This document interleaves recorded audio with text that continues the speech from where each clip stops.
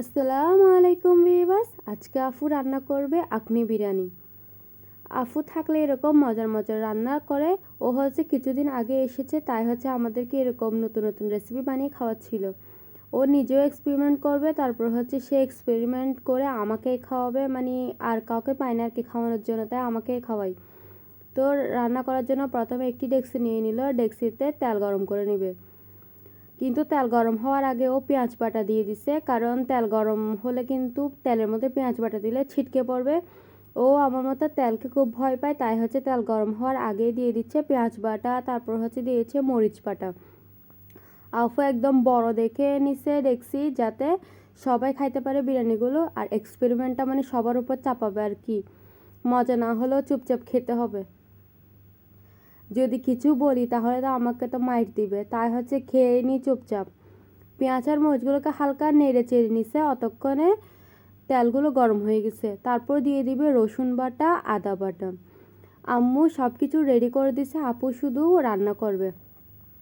আম্মু সব কিছু একদম পাটায় বেটে দিছে, সব মশলা কিন্তু একদম পাটাই বাটা, একটাও ব্লেন্ডার করা নাই, সবগুলো একদম আম্মু পাটায় বেটে দিছে। আমাদের বাসায় বেশিরভাগ মশলাই পাটায় বেটে রান্না করা হয়, এতে খেতে কিন্তু অনেক মজা হয়। তো তারপর দিয়ে দিছে মশলা বাটা। এখানে ধনে, জিরে, তেজপাতা, লবঙ্গ, এলাচ, মানে যা যা মশলা থাকে আর কি দুনিয়াতে, সব ধরনের মশলাই দিয়ে দিছে। অত মশলা তো আমি চিনিও না, নাম জানা তো অনেক দূরের কথা। তারপর আফু সামান্য পরিমাণ পানি দিয়ে দিছে, যাতে মশলাগুলো কষিয়ে নিতে পারে। তারপর সামান্য নেড়ে চেড়ে সেখানে দিয়ে দিব হলুদ গুঁড়ি। আসলে ও থেকে হলুদ গুঁড়ি দেওয়ার কথা মনে ছিল না, তাই হচ্ছে হলুদ গুঁড়ি দিয়ে দিচ্ছে। আমি আর আমার বোন হচ্ছে সেই লেভেলের রাঁধুনি, মানে যাদের হচ্ছে মশলা দেওয়ার কথা মনেই থাকে না। তারপর আব্বু বাজার থেকে একটা বিরিয়ানির প্যাকেট এনেছিল, বিরিয়ানির প্যাকেটও পুরোটাই ঢেলে দিছে। আম্মু বলেছিল অর্ধেক দেওয়ার জন্য, কিন্তু ইতিতেও মানে পুরাই ঢেলে দিছে। ওর থেকে নাকি মশলা কম মনে হচ্ছিল, তাই হচ্ছে পুরা ঢালিয়ে দিছে। যাই হোক, যেরকম হবে হোক, খেতে তো হবেই, ও যেহেতু রান্না করতেছে। তারপর দিয়ে দিছে লবণ, দেখেন কতগুলো লবণ দিছে। আমি তো কিছু বলতেই পারতেছি না, কারণ কিছু বললে আমাকে ধরে দিবে কয়েকটা। তো লবণ দিয়ে এখানে আরও কিছু পানি দিছে, পানি দিয়ে ভালো করে নেড়েছে নিচ্ছে। ও পানি বেশি করে দিছে যাতে মশলাগুলো পুড়ে না যায়, কারণ এতগুলো মশলা পুড়ে গেলে তো লস, তাই হচ্ছে পানি বেশি করে দিছে যেন পুড়ে যাওয়ার কোনো সম্ভাবনাই না থাকে। তারপর দিয়ে দিচ্ছে বেশ কয়েকটা পোলাও পাতা। পোলাও পাতাগুলোকে দিয়ে নেড়ে চেড়ে নিবে, নেড়ে চেড়ে সেখানেই দিয়ে দিচ্ছে মাংস। মাংসগুলো আম্মু ভালো করে কুটে পরিষ্কার করে দিছে। এখানে কিন্তু বেশ কিছু পরিমাণ হাড্ডি আর হচ্ছে চর্বিও ছিল। বিরিয়ানিতে কিন্তু চর্বি দিলে খেতে ভাল লাগে, তাই হচ্ছে আম্মু চর্বিও দিছে।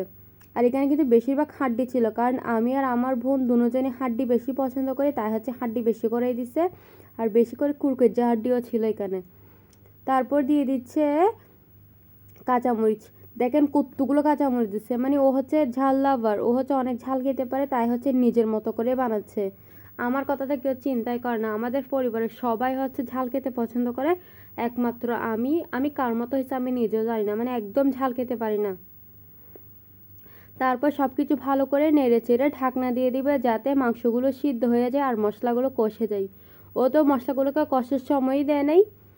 যাই হোক, আমি শুধু দেখতেই আছি ও কী করে। কিছুক্ষণ পরপর ঢাকনা খুলে নেড়ে চেড়ে দিচ্ছে, কারণ যেহেতু পানি কম ছিল, তাই হচ্ছে যদি তলাতে লেগে যায় তাহলে কিন্তু পুড়ে যাবে। তাই হচ্ছে আফু কিছুক্ষণ পরপর ভালো করে করে নেড়ে দিচ্ছিল।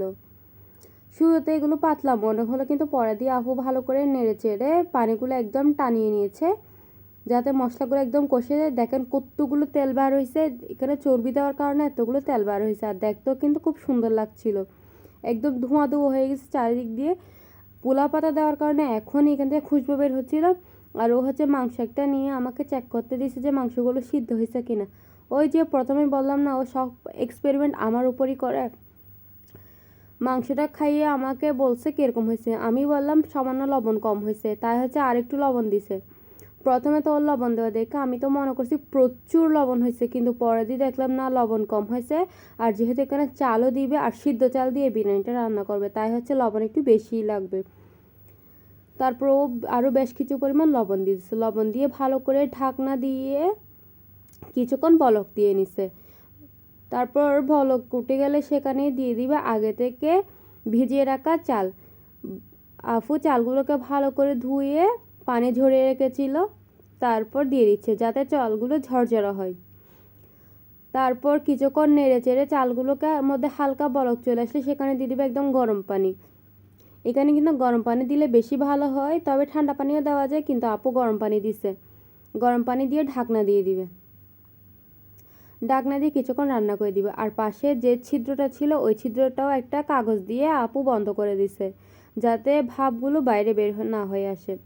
কিছুক্ষণ পর পর আপু চাল আর মাংসগুলোকে ভালো করে নেড়ে চেড়ে দিচ্ছিল, যাতে সবগুলো ভালো করে সিদ্ধ হয়ে যায় আর ভাতগুলো একদম ঝরঝরা হয়। তারপর আবারও ঢাকনা দিয়ে দিছে।